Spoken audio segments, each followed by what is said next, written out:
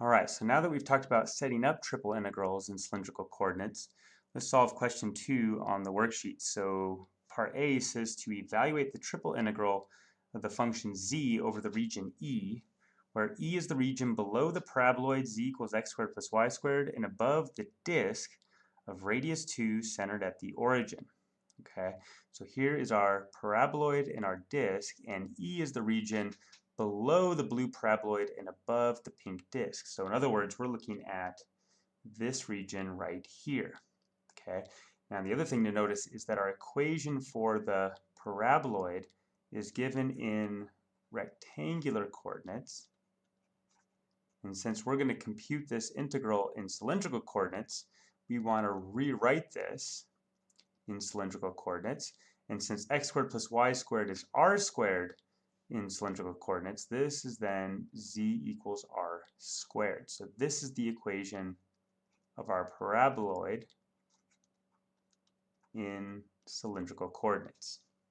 All right, so to set up our integral, I'll go ahead and let z vary first. So think about fixing a point xy down here in the disk, and then we're going to let z vary from 0 when we're down here in the xy plane, and then we're going to go up to here, which is just going to be the height on the paraboloid, which is going to equal r squared.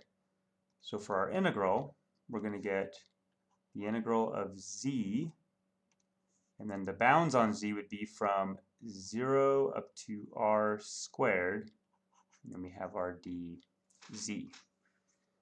All right, so now for the bounds on r and theta, since we're just integrating over a disk, here are the bounds in polar. So we're going to let r go from 0 to 2, and then theta go from 0 to 2 pi. And then we have our dr d theta.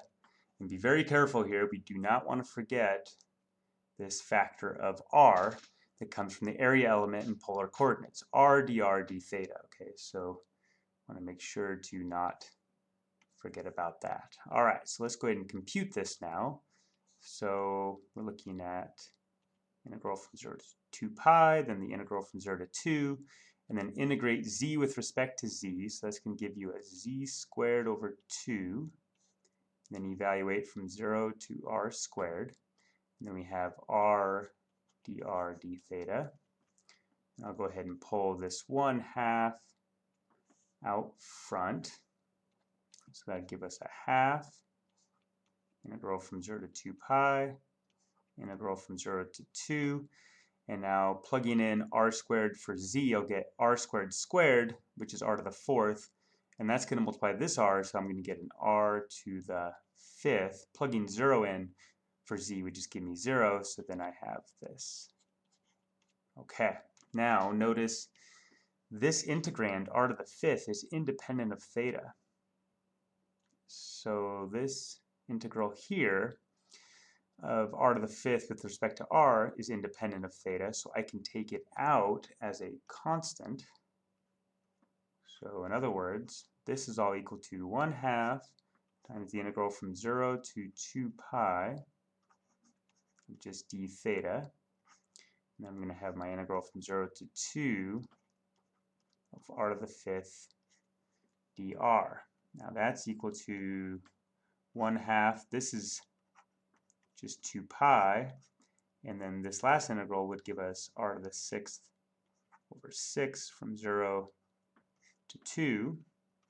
Now half of 2 pi is pi, and I'm going to get here 2 to the 6th, which is 64, and then divide that by 6. That is simplified at 32 thirds, and so we would get 32 pi over 3 for the value of our integral.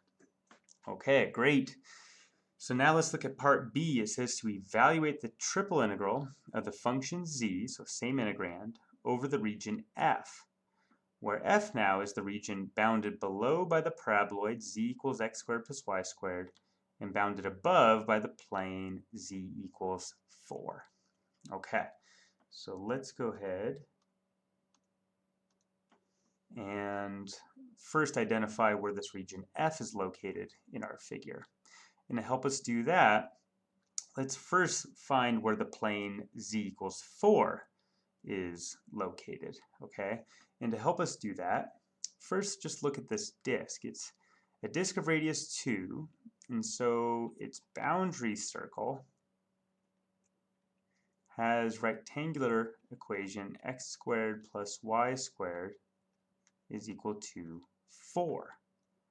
And so if I think about projecting this boundary circle up onto the paraboloid, I'm looking at this profile curve up here, and if I ask, well, what altitude am I up here?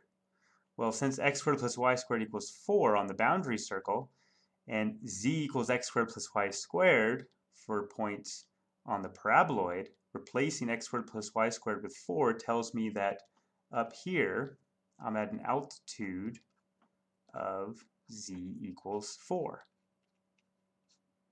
Okay, and since the region F is the stuff above the paraboloid and below this plane z equals 4, we're really talking about this region. So this stuff inside this parabolic bowl. Okay, cool. So now let's go ahead and set up our integral, and I'll again let z vary first, just like we did in part A. So think about fixing a point xy down here in the disk, and now we're going to let z vary from a low end at the paraboloid when z is r squared, and then we're going to go up till we get to the plane when z is 4. So this is going to give us the integral of z, and then we're letting z vary from the paraboloid at r squared to the plane at 4. Okay, and so now, since we're still integrating over the disk, the bounds for r and theta will be the same as they were for part A. And again, we do not want to forget that factor of r.